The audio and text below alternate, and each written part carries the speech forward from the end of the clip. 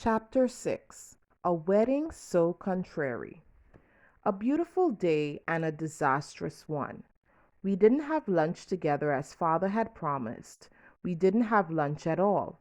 Of course, we made a mint of money and bought candies in duplicates and cakes, the small ones in mountains, and fresh, fragrant loaves of bread. And Mrs. Hilcher had her pan full of fish and beef and a scallion and thyme. Such a pleasing array of booty, and yet our mouths were bitter. Father did not return with us. He stayed behind. I knew he was going to drink, and I mean drink. Sometimes he got that way. I worried about him. Mrs. Hilcher sat slumped, slouched in the seat, thinking. Thinking what? Of course. So easily would she have seen the implication. She was father's neighbor, nay, his friend, and a widow to boot. By George, she was even more than these things. She had come to market with us, for us, without intending to. She was being something more than a neighbor. To all outer eyes, she seemed to be shaping up as something else. I didn't quite know about those things, but it was on her face. A sad woman. Donna Ray was unhappy for her mom. Can't say I could have blamed her. Father worried me the most. He was back there and he was hurt. Jake and Ma together. Jake and Ma being friends. Ma ignoring the fact that Jake had hurt father. Creps. So then, with all his cruelty, Jake was accepted. What game was she playing? My God! Only to have father in a jealous fit, or was it more meaningful? What did it mean?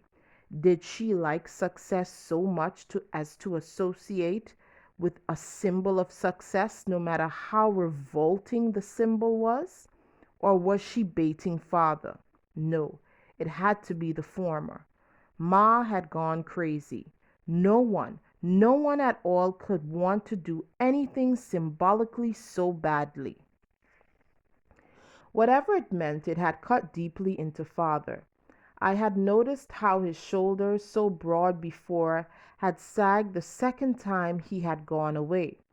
But when Donna Ray was right, too right. But then Donna Ray was right, too right. Here we were, all of us there acting almost as a family. Father and Mrs. Hilcher and me and Donna Ray so chummy. So if nothing was wrong about us, why should it be wrong about Jake helping out Ma? Helping out? It wasn't helping out one way or the other. It was wrong, wrong, wrong. Wrong in every way. Father and Mrs. Hilcher, so what? I didn't think anything had even as much as entered his head towards her.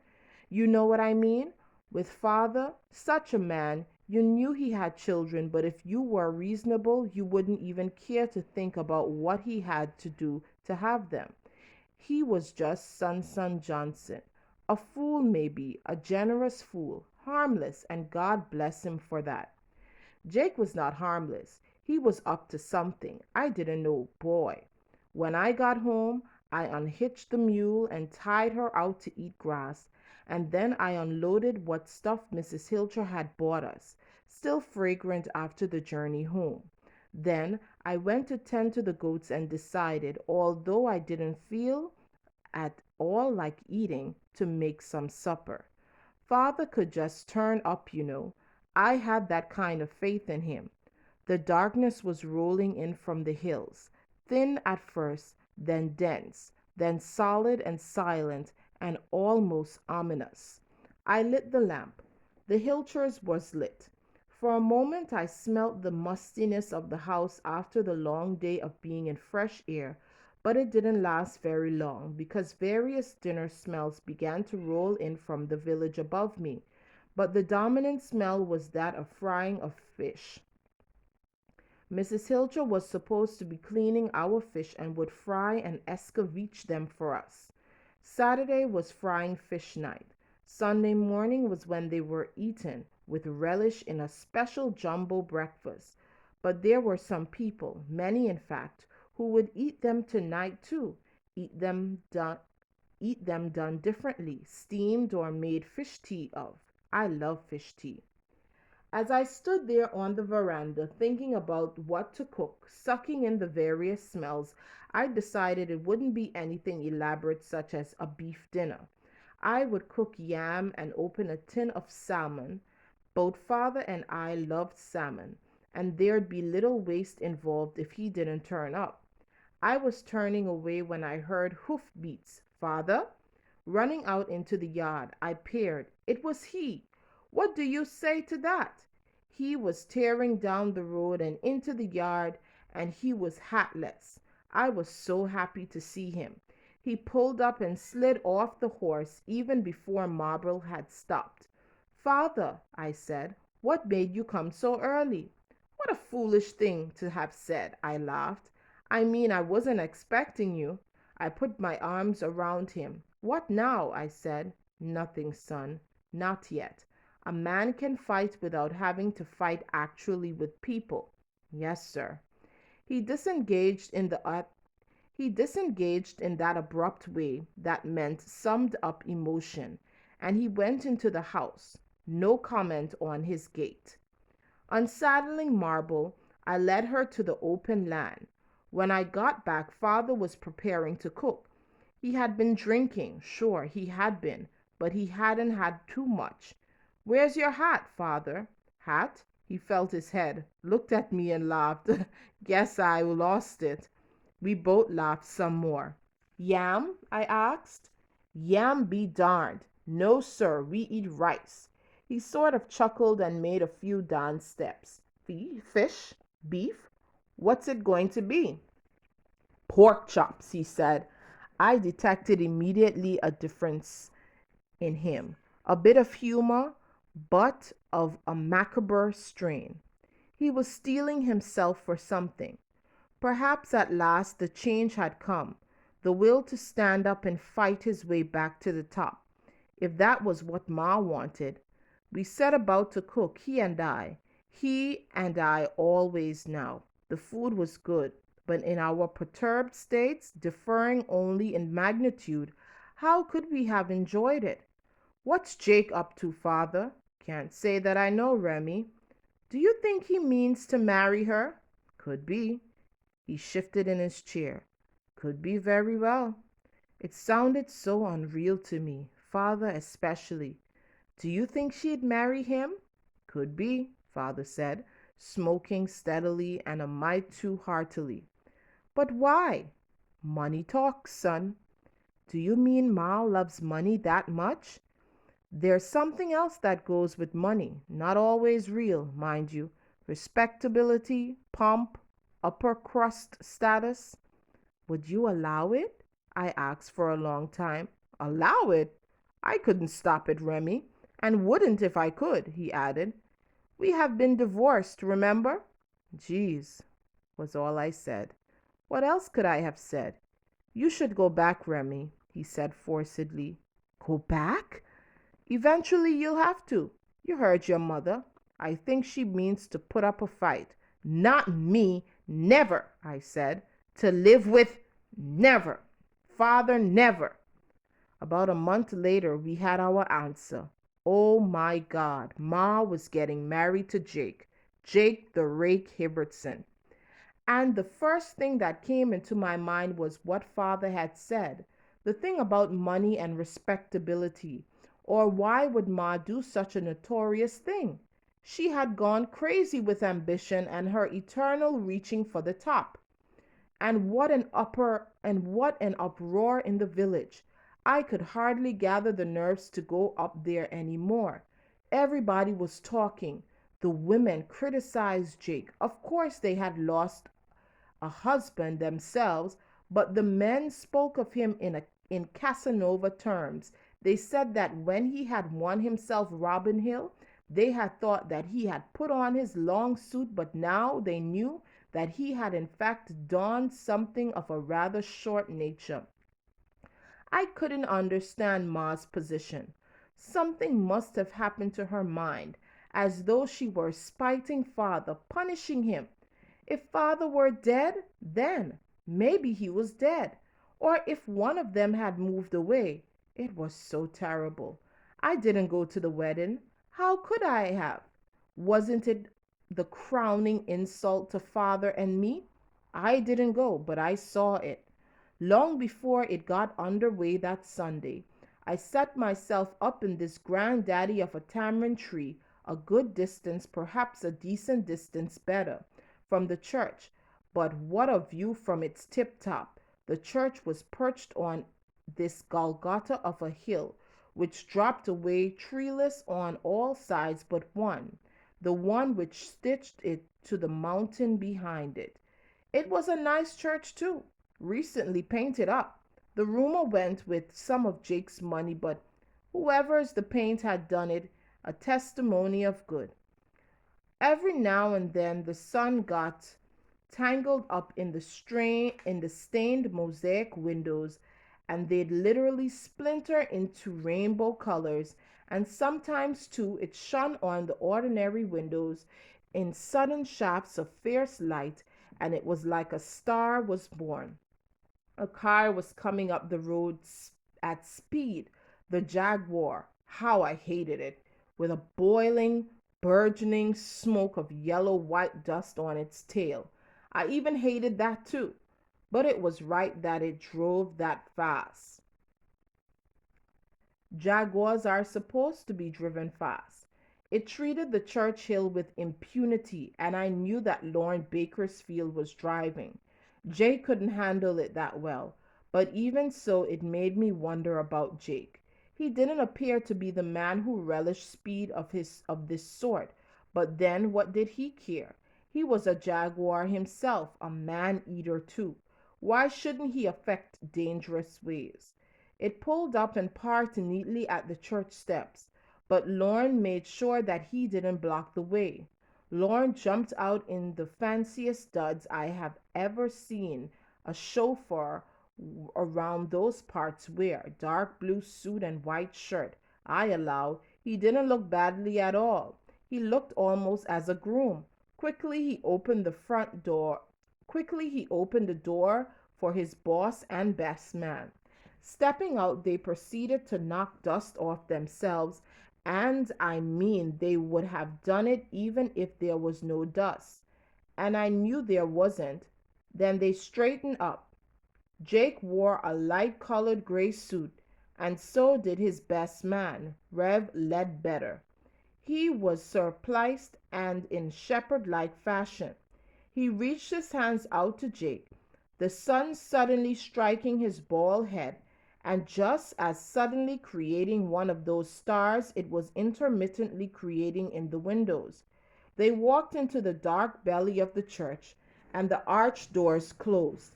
Guests were arriving too, in cars and on foot, and looking just as spick and span as Jake his man looked.